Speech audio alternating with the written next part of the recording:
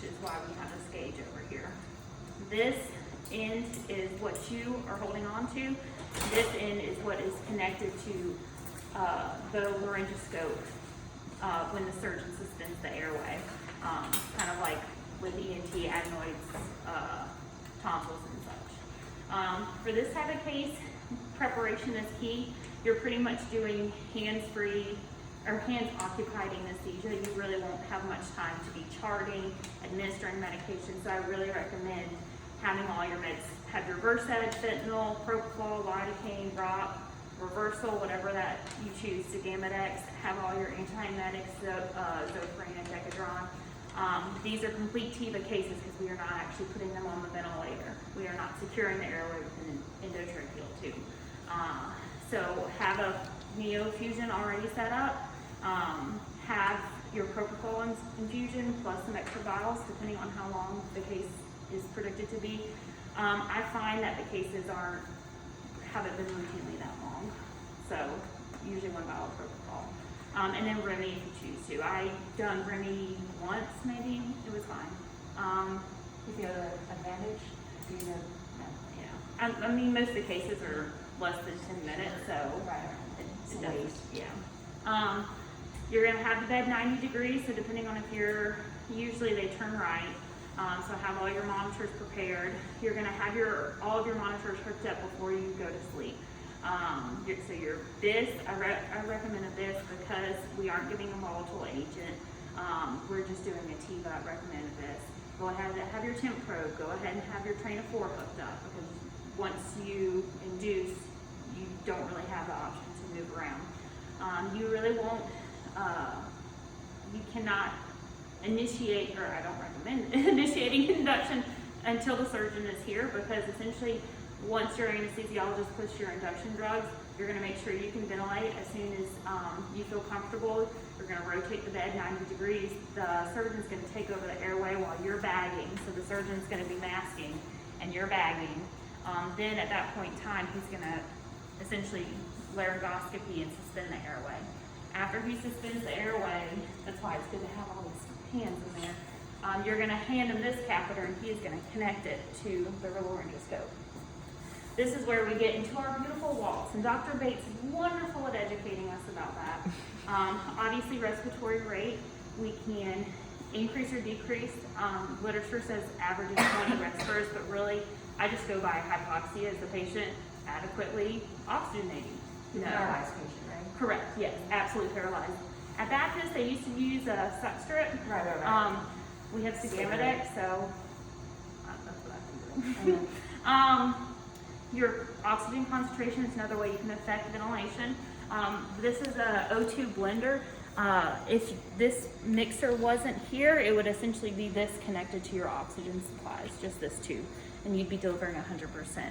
If you want to blend in air, you essentially dial down to whatever your desired FiO2 is. So what's usual? Do you have to keep like 30%? Or? I mean, I keep it 100% unless they feel like they don't need to. That's So just you need me. it polarized? Do you Yeah. still use You keep it. No, I let Dr. Bates you just tell me what he ask wants. Yeah.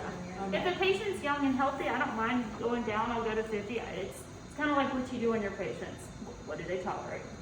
I will say I only had one nightmare jet vent case, and they were pretty much sitting in the 80s the whole time, and I was on 100%. And so, like, there were times I'd be like, Dr. Bates, I need to ventilate. Okay, and then So if you need cauterized, he will tell you. correct.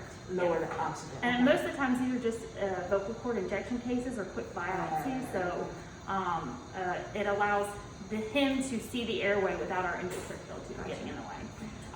The anesthesia techs are really great at helping set this up.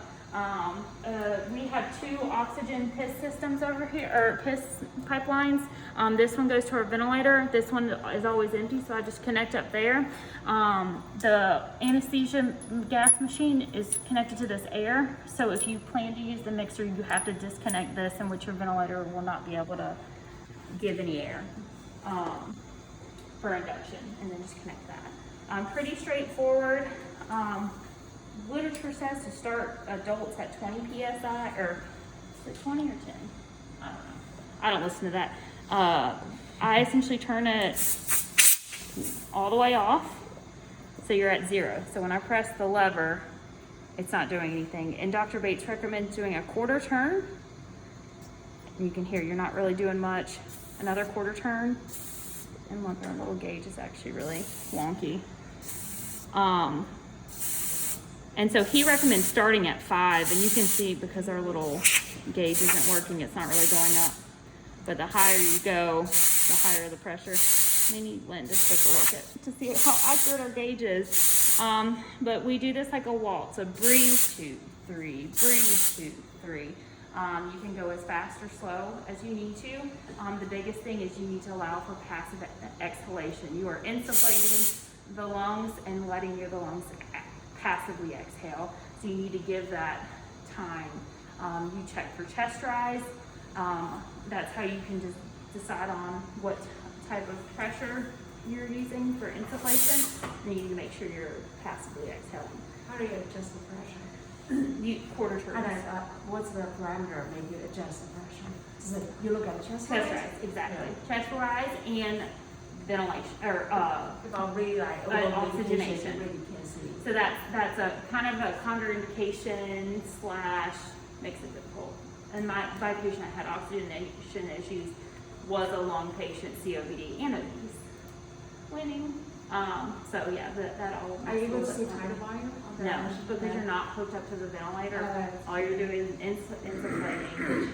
I mean, I would say theoretically, I guess you could try and cut your entitle, but it's a little more tricky. And essentially, you need closed loop communication. The surgeon will say jet on, and I always repeat on, jet off, off. That way he knows that I heard him, and I take my thumb away from the lever. When I get to a good pressure, I try not touch this because you know it works. And really, it's just, you're going to be looking at your vital signs. Are they hypertensive? Do you need to go up on the propofol? Do you need to start some neo because you're running them 150 propofol and they are dry? And essentially when he's done, he will take out the laryngoscope. Dr. Bates is really good about giving us a time frame, like, oh, I'll probably need to be done in the next 10 minutes, 5 minutes. So you can always titrate down your propofol, and I really recommend that because if you wait till the last minute to turn off your propofol, then you're going to be masking them for 5-10 minutes after you reverse them.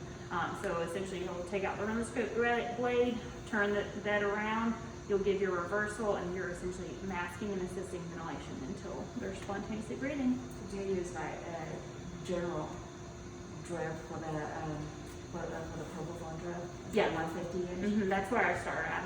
I had like a frail old lady and dropped it down to like the lowest was 80, but that was kind of more on emergent. So you will see, especially with those high infusion rates, some hypotension, which is why I always plug everything up. Thank you. What other questions do y'all have for me? May I have the copy of your stuff just in case? Can I give it to you after? Yeah, of course, not now. Yeah.